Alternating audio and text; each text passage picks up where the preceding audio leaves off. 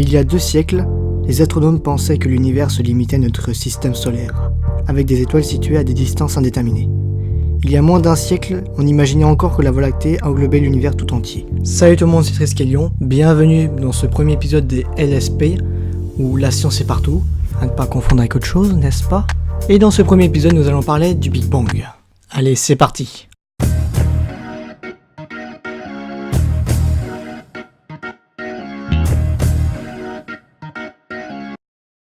En 1923, Edwin Hubble, qui scrutait le ciel à l'aide de son télescope de 250 cm, installé sur le mont Wilson, découvrit que la confuse nébuleuse Andromède était en réalité une gigantesque cité stellaire située à environ 1 million d'années-lumière de la Terre. Juste pour information, 1 million d'années-lumière, c'était 3 fois la distance de la Voie lactée connue à l'époque. En 1925, soit 2 ans plus tard, les astronomes réalisèrent que l'univers abritait des centaines voire peut-être des milliers de galaxies, dont plusieurs s'éloignant à des vitesses phénoménales.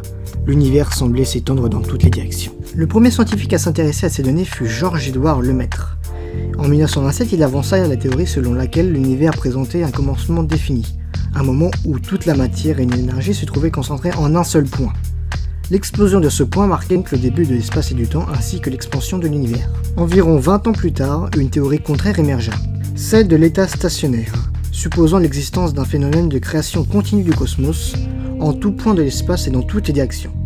L'univers ne présente pas de commencement et donc pas de fin. Fred Hoyle, fervent défenseur de la théorie de l'état stationnaire, qualifia ironiquement le modèle cosmologique concurrent de Big Bang. Vers la même époque, Georges Gamow émit l'hypothèse que certains des éléments chimiques que nous observons aujourd'hui avaient été créés dans les premières minutes succédant à la naissance de l'univers, et que l'univers, à ses débuts, était très chaud et qu'il s'était refroidi au fur et à mesure de son expansion.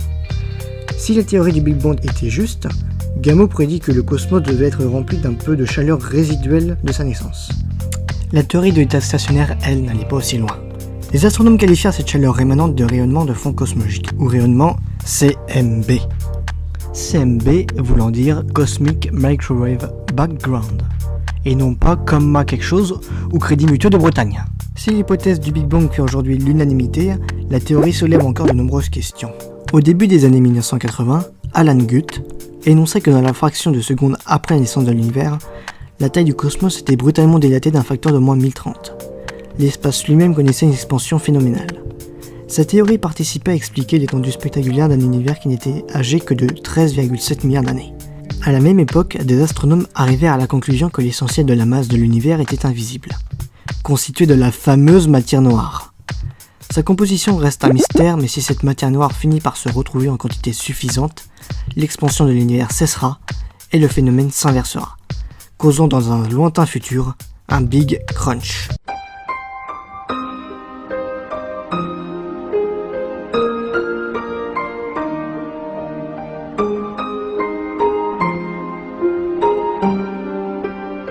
Pour noircir encore la situation, il faut savoir que les scientifiques ont découvert en 1998 que la vitesse d'expansion de l'univers s'accélérait.